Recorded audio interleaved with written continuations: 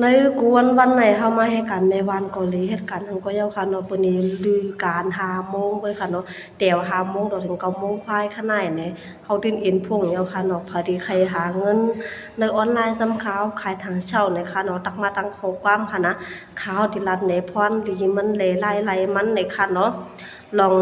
ไล่มันเป็นจังหือแล้วก็ลองพรที่ทางเช่าเป็นจังหือในโครงการทางเช่าน่ะก็ว่ามีทางเช่าหลายๆเว้ยนะที่มีว่ากอพีมีเซรั่ม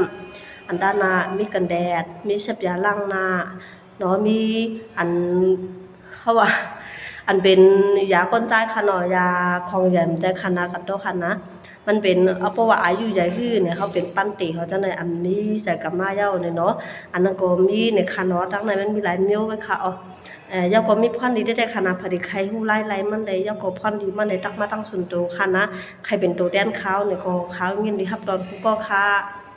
พรดีทางเช่าได้ปักประเช่นค่ะนะโตนางเมียก็กินก็หันพรดีค่ะภายในสนใจห้านะก็ตักทำมาค่ะเนาะแค่ที่เฮาอยู่หลายๆค่ะเนาะ